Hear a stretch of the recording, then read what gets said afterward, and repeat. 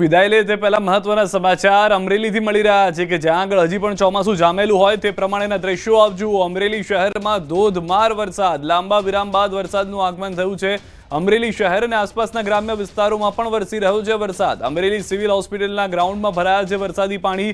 લાંબા વિરામ બાદ વરસાદ આવતા ખેડૂતોમાં ખુશીનો માહોલ છે। ખેતી પાકમાં વરસાદની જરૂર હતી અને મેઘમહેર થતા ખેડૂતોમાં ખુશી છે। તો અમરેલી શહેરની અંદર જે છે તે હાલમાં વરસાદ જે છે તે થઈ રહ્યો હોવાની જાણકારી છે। કેટલાક વિસ્તારોની અંદર વરસાદના કારણે પાણી પણ ભરાઈ ગયા છે। વધુ માહિતી ન્યૂઝ 18 સંવાદદાતા રાજન પાસેથી મેળવીશું। રાજન, શું પરિસ્થિતિ છે હાલમાં સમગ્ર અમરેલી પંથકની વરસાદને લઈને?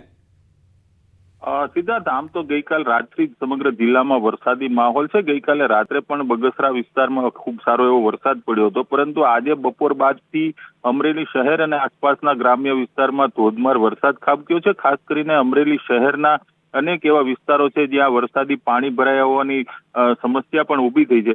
જોકે લગભગ 15 મિનિટથી અમરેલી શહેરમાં વરસાદે વિરામ લીધો છે અને પાણી હવે ઓસરી રહ્યા છે, પરંતુ જે રીતે મગફળીના પાકને વરસાદની અત્યારે ખૂબ તાતી જરૂરિયાત હોય તેવા સમયે જ વરસાદ આવતા ખેડૂતોમાં પણ ખુશી જોવા મળી રહી છે। જી સિદ્ધાર્થ। જી આભાર રાજન સમગ્ર માહિતી બદલ। તો ફક્ત અમરેલીની અંદર વરસાદ થતો હોય કે અમરેલી પંથકમાં વરસાદ ગઈકાલ રાતથી નથી થઈ રહ્યો? અલગ અલગ વિસ્તારથી પણ જાણકારી મળી રહી છે, ખાસ કરીને સૌરાષ્ટ્રના વિસ્તારોમાંથી જ્યાં વરસાદ જોવા મળી રહ્યો છે।